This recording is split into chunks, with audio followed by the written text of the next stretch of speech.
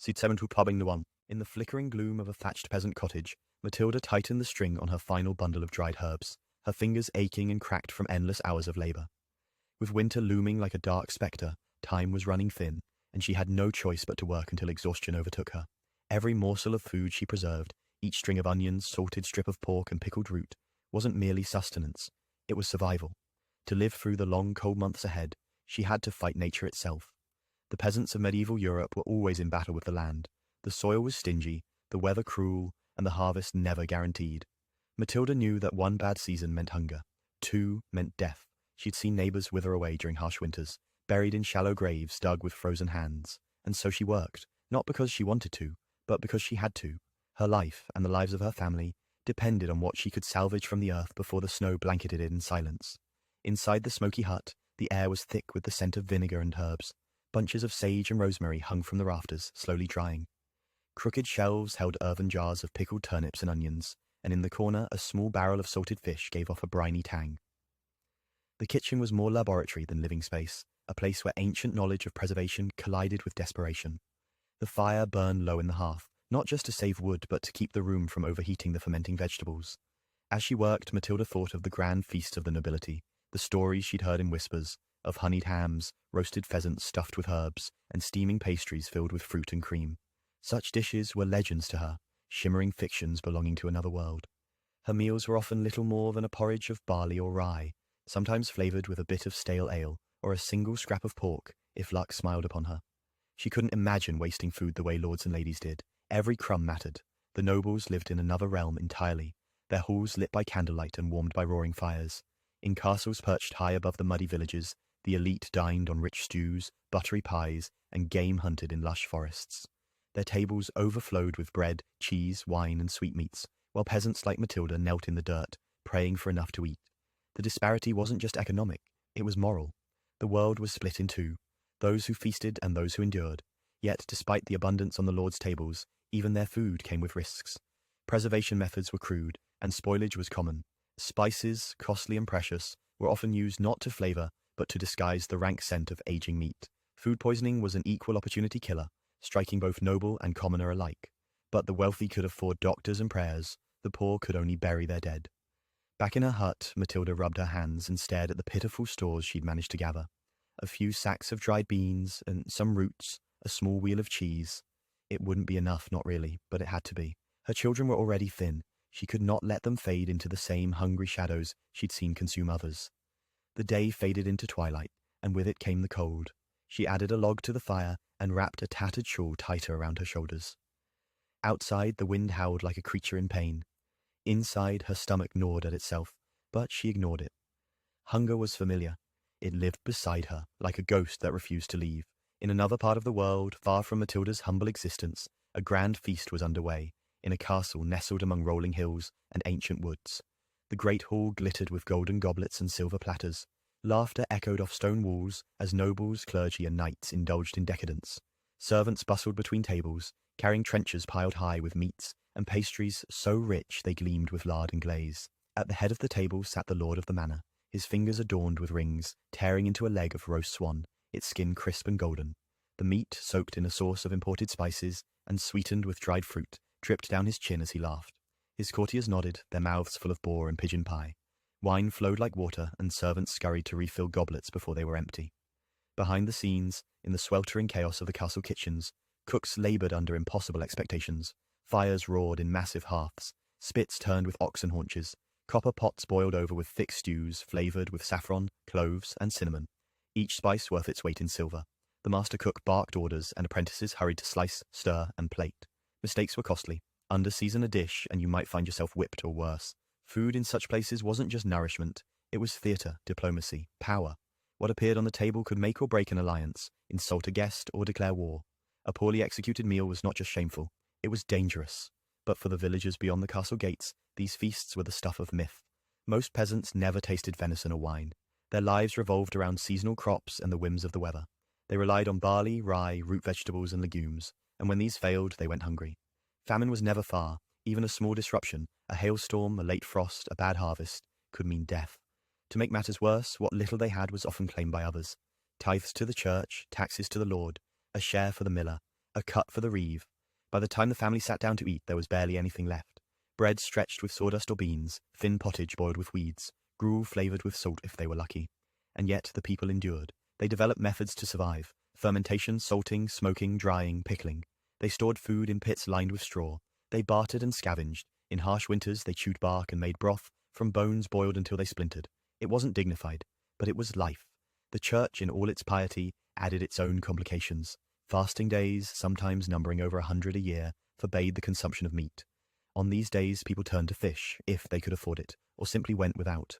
The rules were strict, but the consequences of disobedience could be divine or deadly. Hellfire loomed large. In monasteries, the monks followed even stricter diets. Their meals were plain, often consisting of bread, cheese, and water. Yet, even within these holy walls, loopholes abounded. Beavers, for instance, were declared fish, allowing them to be eaten on fasting days. It was a bizarre and often absurd interpretation of rules born from necessity. The contrast between classes wasn't just economic, it was cultural. Food defined identity. What you ate, how you prepared it, and when you consumed it, all signaled your place in the hierarchy. Nobles dined late, surrounded by ceremony.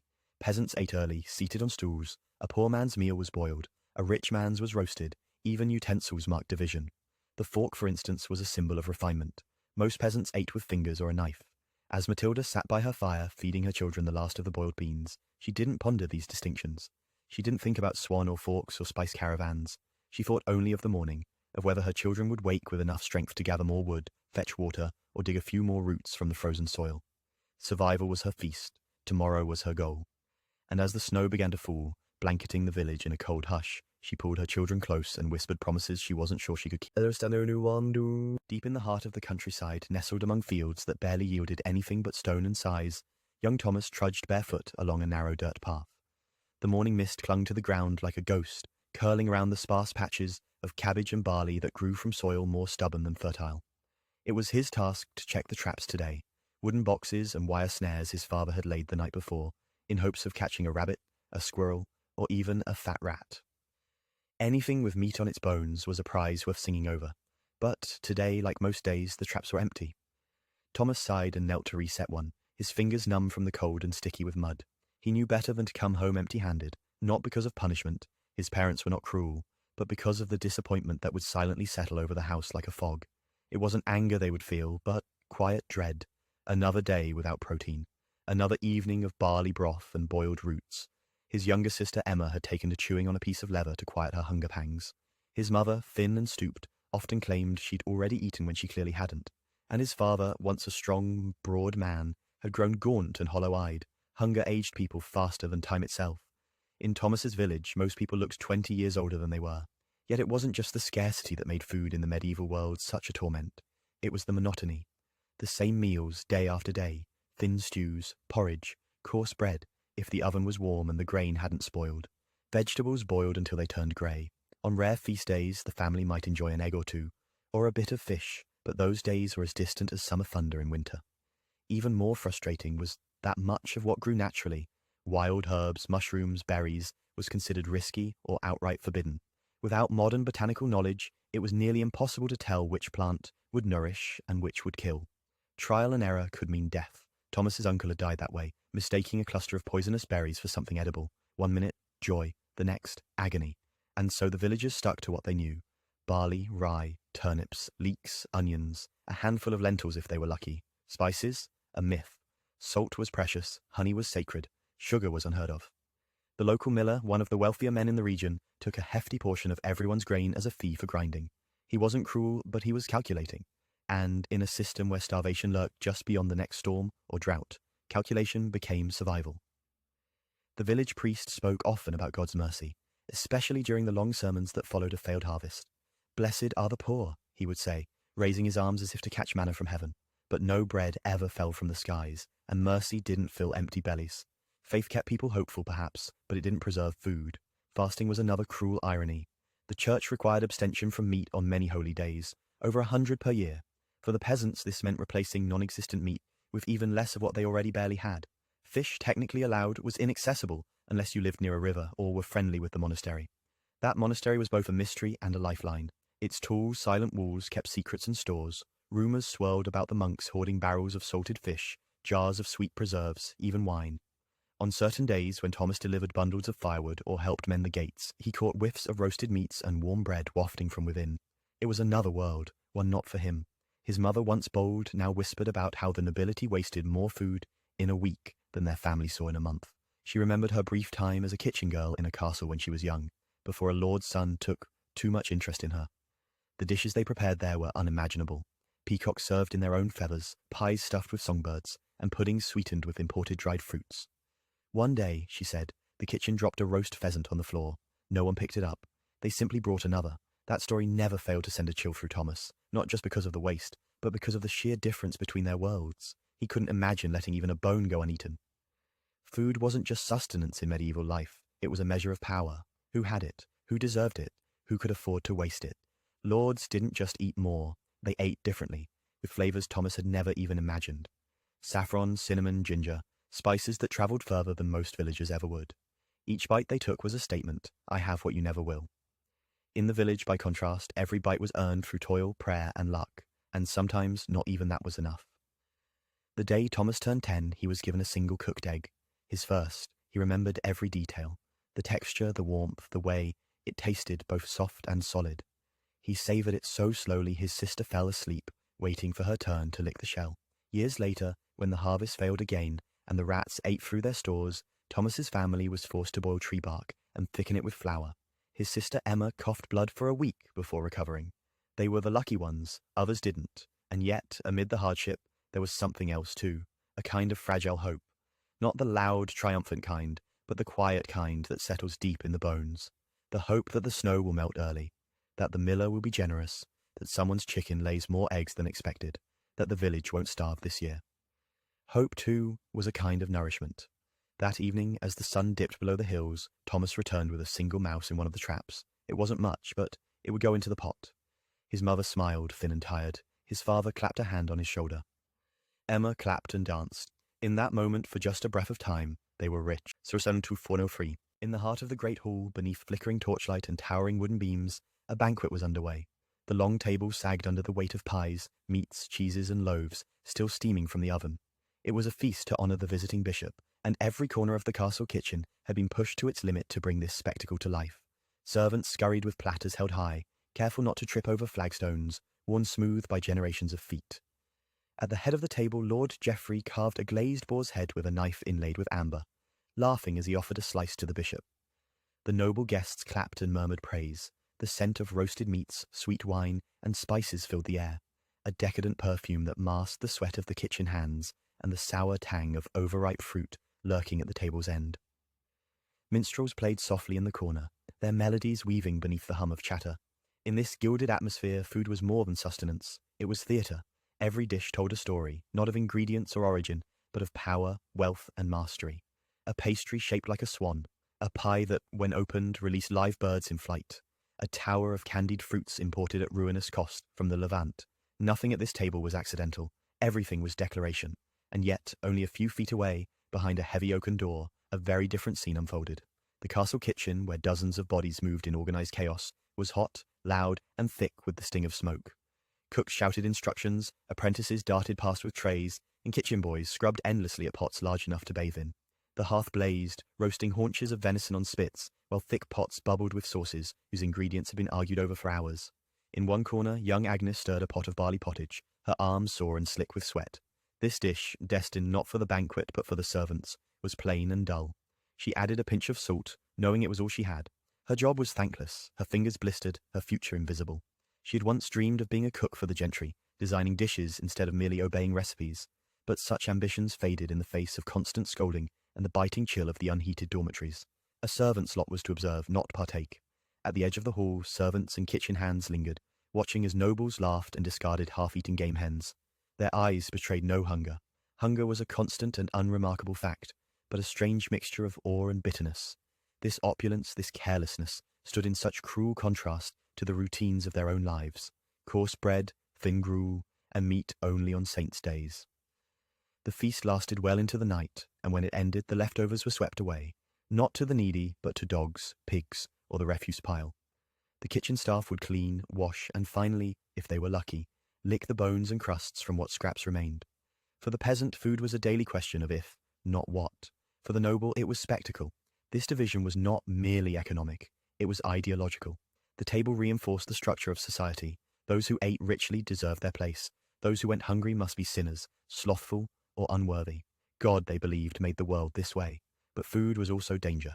With no knowledge of bacteria, even the best kitchens were potential killing fields. Meat spoiled quickly, and many were cooked just enough to hide the rot.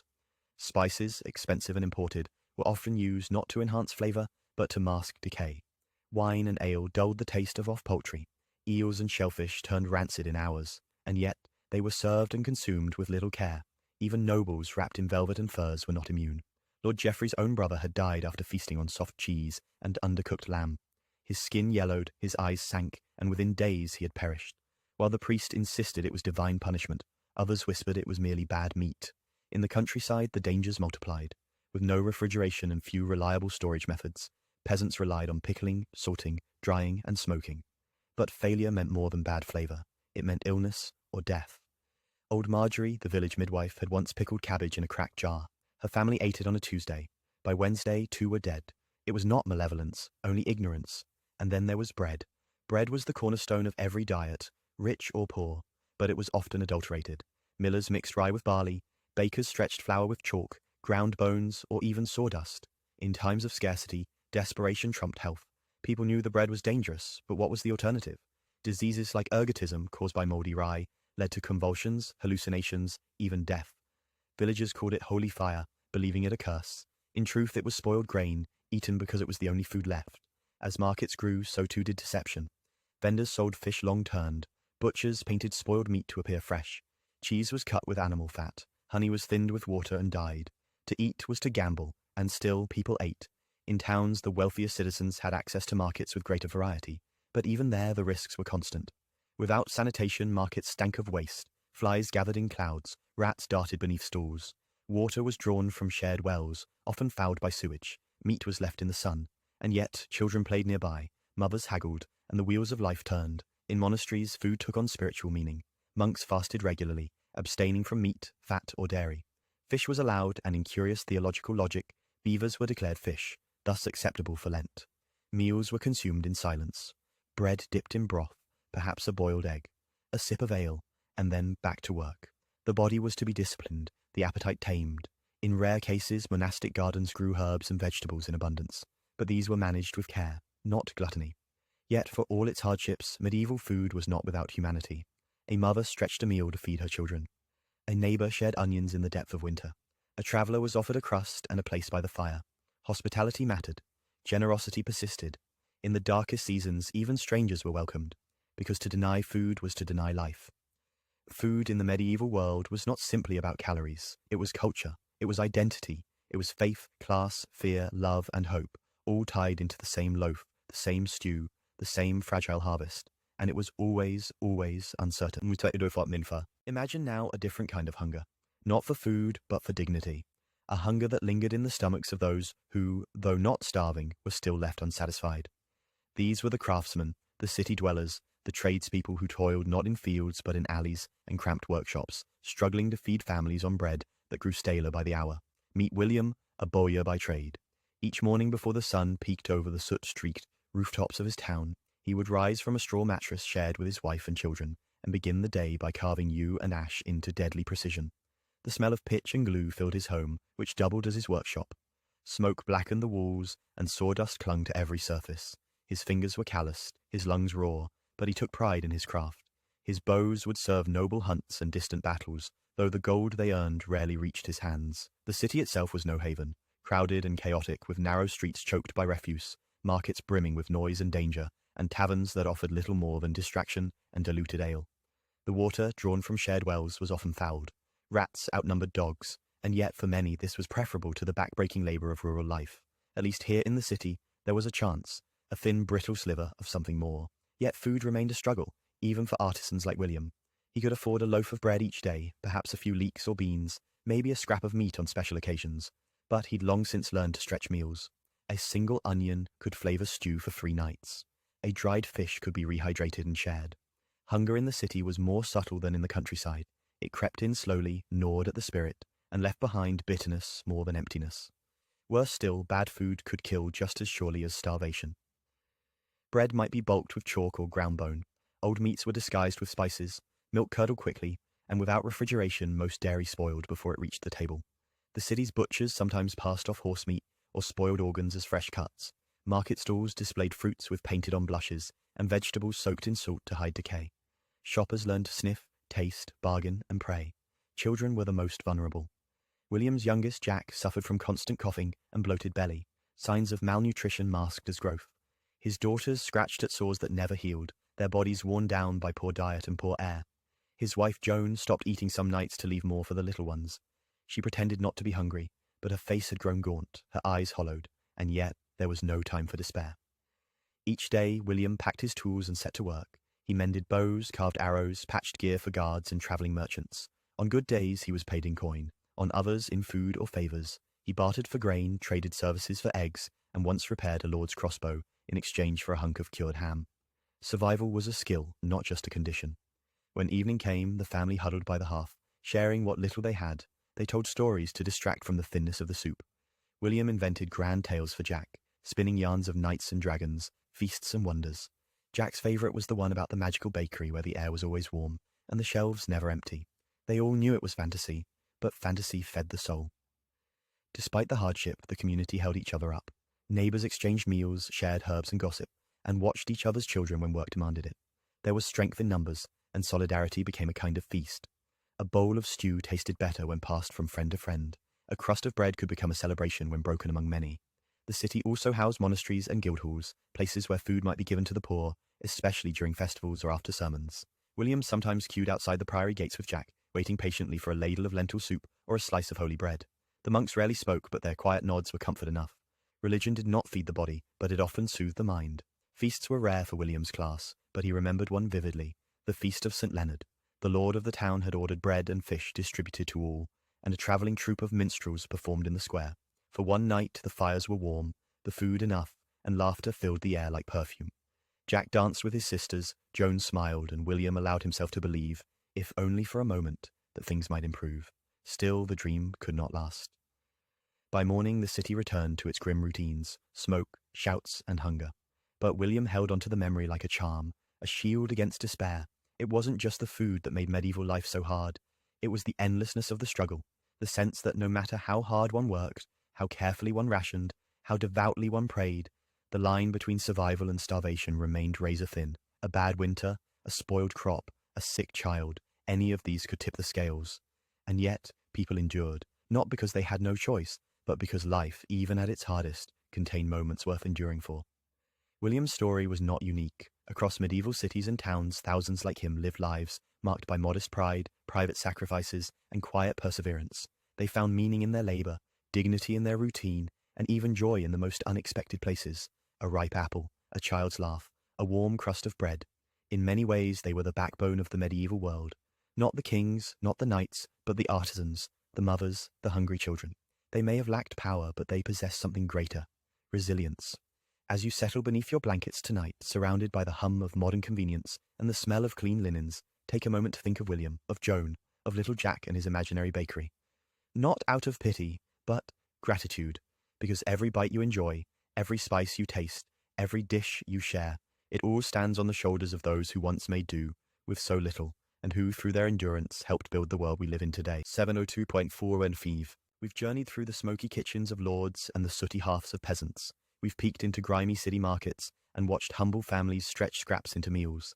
And now, as we approach the closing chapter of this tale, we must reflect not only on what medieval people ate, but what food meant to them. In a world where every bite was hard-won, the significance of food extended beyond survival. It was morality, it was power, it was divine. The church stood as both shepherd and gatekeeper in the world of medieval eating. More than a spiritual authority, it dictated the rhythms of daily life, and that included what went into your bowl.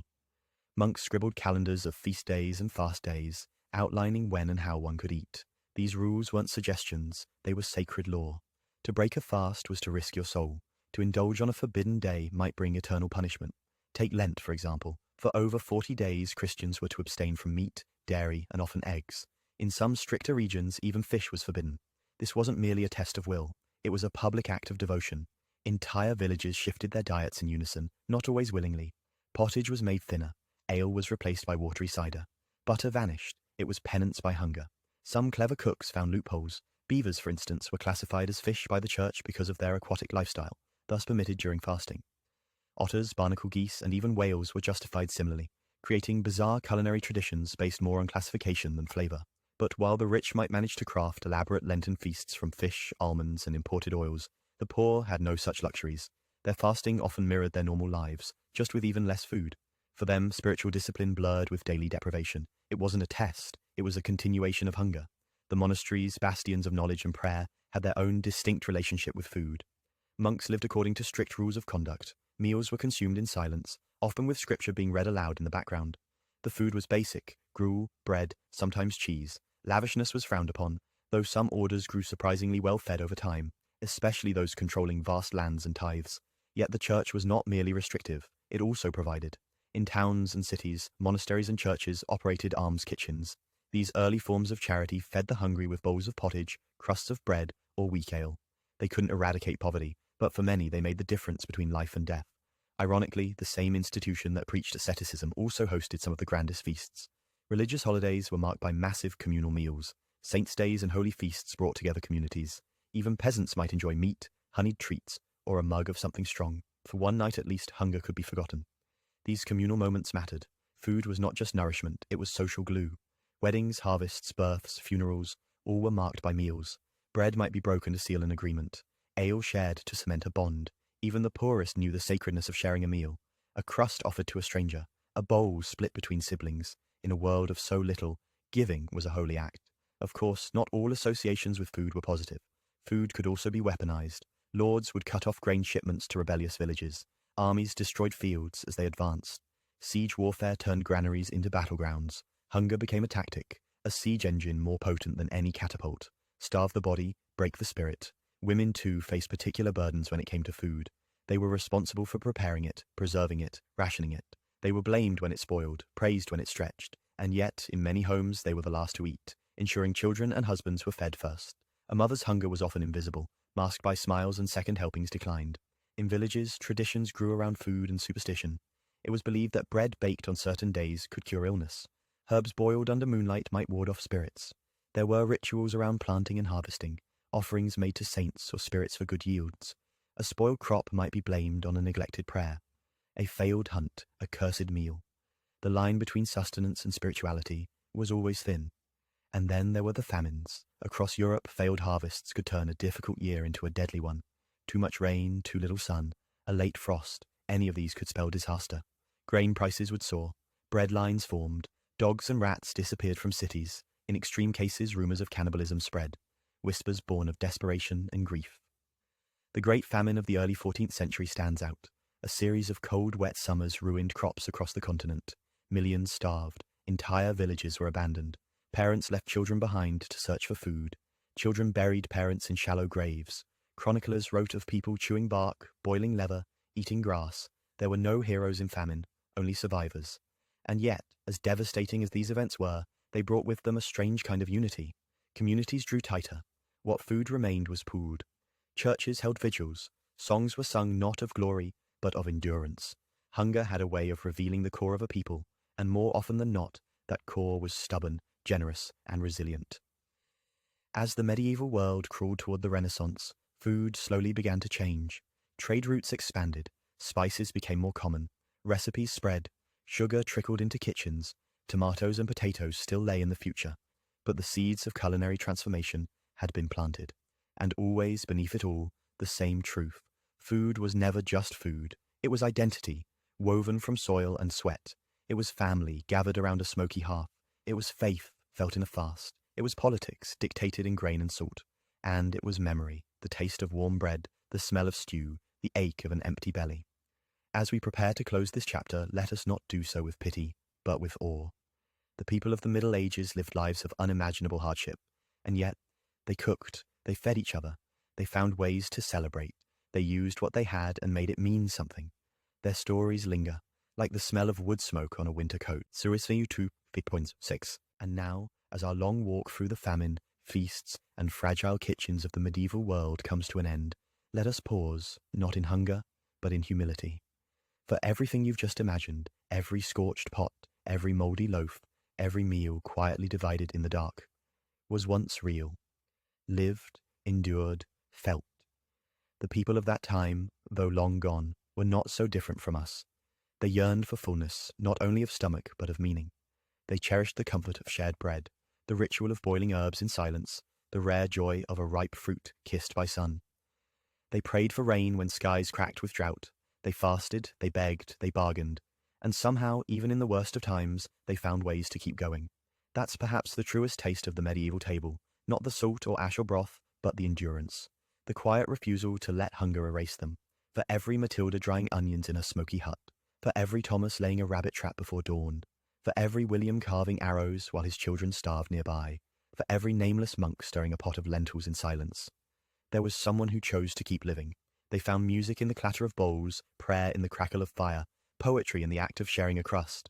Their food may have been awful, their choices few, but their spirits were vast. They sang lullabies with empty hands. They scraped and stitched and stirred. They carried stories and scars in equal measure, passing them down like heirlooms folded inside grain sacks and tucked into pockets stitched with twine. And now you, dear listener, have carried those stories too. Not to dwell in sorrow, but to remember, to feel, to wonder, to breathe a little slower as you sip something warm, to glance into your own cupboard with new eyes, to sit at your own table, however humble or grand, and whisper a silent thank you, not to ghosts, but to echoes, because echoes are what remain when the feast is over. And as you lie now in the still hush of evening, beneath blankets spun from centuries of invention and comfort, remember, the world you live in was built on hunger, and yet you are here, nourished, safe, warm. That too is a kind of miracle. So breathe in, let your shoulders drop, let the noise of the day melt into hush. The past is quiet now, the fires have burned down to coals, the last pot has been scraped, the dishes stacked. Outside, the frost creeps gently over rooftops. Inside, you are still. Sleep comes not like thunder, but like a soft ladle dipping into broth. You are full, not with food, perhaps, but with memory, with understanding, with gratitude, and that is enough. Good night, wanderer.